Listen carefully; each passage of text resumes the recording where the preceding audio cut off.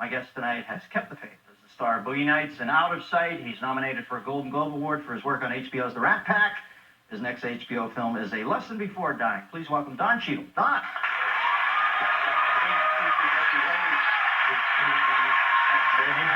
You're over here, the Cheadle Man.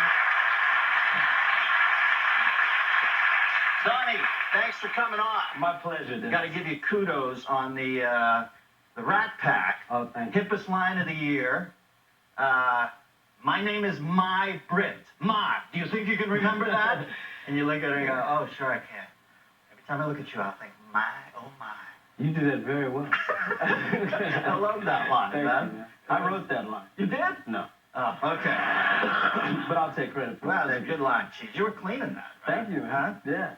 Had a good costumer, you know, and a good makeup person. They can do wonders, you know. Yeah, well, you know, part of the movie got hit by certain people, but everybody loved your performance, and you're really good. Now, are you a man of faith? I don't even know you, Cheats. Well, I think so. I mean, my faith is not necessarily based on, you know, a religious motif or anything, but I just have a feeling that everything is happening for a reason and that we can't know the reason.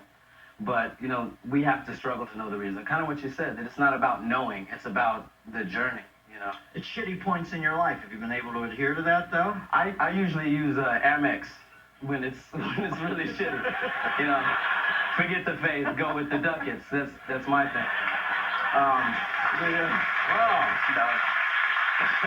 Like Amy Semple McPherson, you brought the crowd up to a peacock there. Was it from your upbringing, though? Were you taught this thing? Is this what your mother and father laid on you? I think it was just because it was in the family. I just felt it more than I, you know, was taught anything specific about faith. You know, my mother had been sick for a while, and she's better now. And when she thinks back about that time in her life, she says that she's not happy that she was sick, but she thinks she's a better person now than she has ever been. So she's thankful that it happened. You know what I mean? So it's not like when she was in a bad time, she went, this is all going to go south. It was like, what can I learn from this? Why is this happening to me? Yeah, but have you ever bumped into somebody who's just been, like, I think when you're getting shit hammered and you think about getting out of it, that you have faith that you'll get out of it.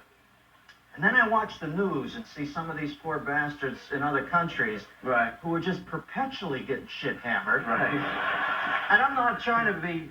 You know, you just watch it and you go, how in the fuck do they get up in the morning, you know?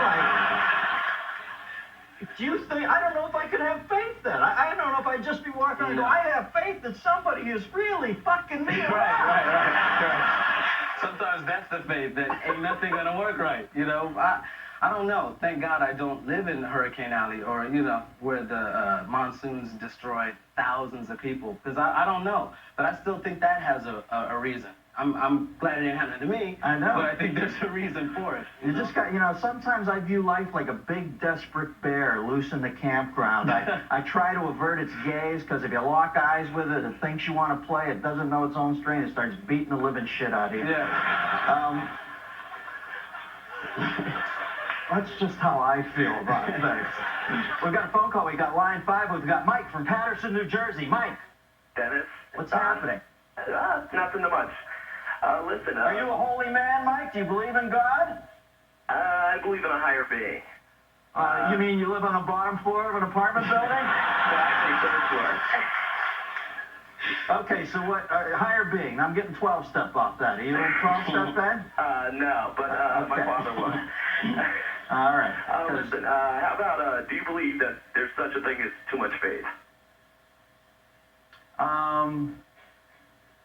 You know, I don't. I'm touched by people who have faith. I'll be quite honest with you. I sometimes think that I intellectualize things too much, and I try to have that archangel in the makeup mirror moment, you know, and it doesn't happen for me, but I see people who are blissed out. You know, whenever I see, you know, when you watch, here's like the difference for me. I watch Mike Tyson go into the ring. I've liked Tyson for years, and, you know, it's fighting, the part of him. And I hate to say that, but fighting is a brutal sport. And I used to watch him and think, wow, what a warrior.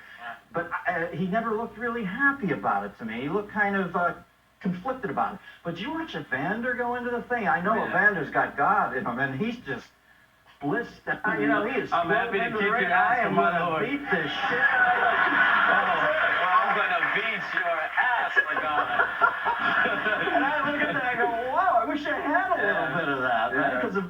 just looks so happy. So, no, I don't know if Don agrees, but I don't think he can have too much faith, right? No, I mean, I don't know what that means. I mean, either you have faith or you don't have faith. And I don't know what it's kind of its own reward. You know what I mean? It's not like, I know people are trying to achieve, not necessarily faith, but enlightenment. And I don't know, it's one of those things if where there's they anything say, else in the pursuit of it, yeah, right? that's it. I'll see it when I believe it. Right. We got line 3, Thomas from Grove City, Ohio. Tom? Hey, how's it going? You walk with God, Tommy? No. I think that's because God saw you first. Go ahead, Tommy. What's happening out there in Grove City? Oh, nothing much. Yeah. If you're Well, not, usually there's a vortex of activity right around you, my rockin' friend. Well, what's your question? if either you could be Pope for one day, what would you do? Change the hat. Gotta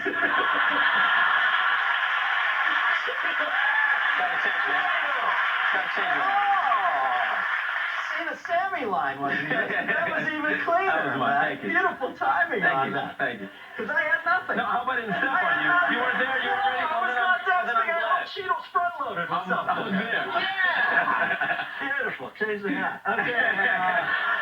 Line 1, we've got Kruger from Rock Hill, South Carolina. Your first name's Kruger? Not Freddie. All right, Kruger.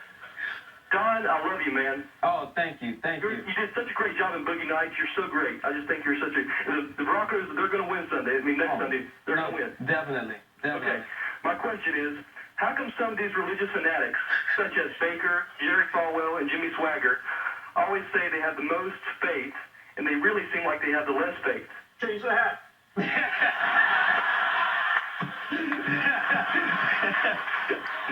It's a one-time thing, They don't work twice. Well, It's like- faith doesn't mean you don't want to fuck, right? I don't know about that, right? Yeah. At some point, if you're a Catholic priest, there's clear rules delineating that. You can't fuck. You can just flirt with the older boys. But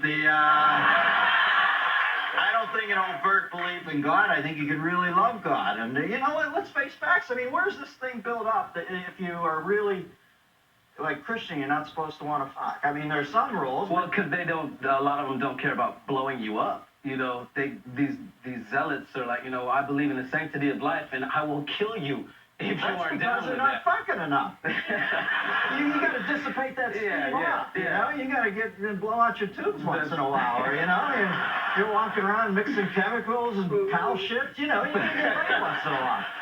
All right. I hope that answers your question.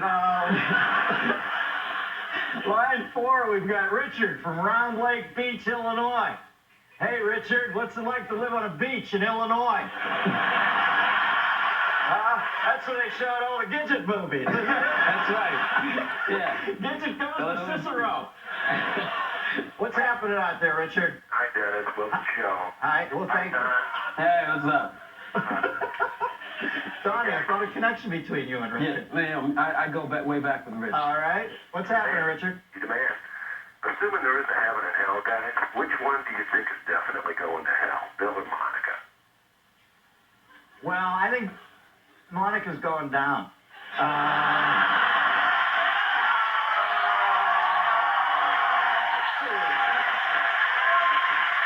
That was a good one. Too easy. That was the hat. That's one of my writers calling me backstage.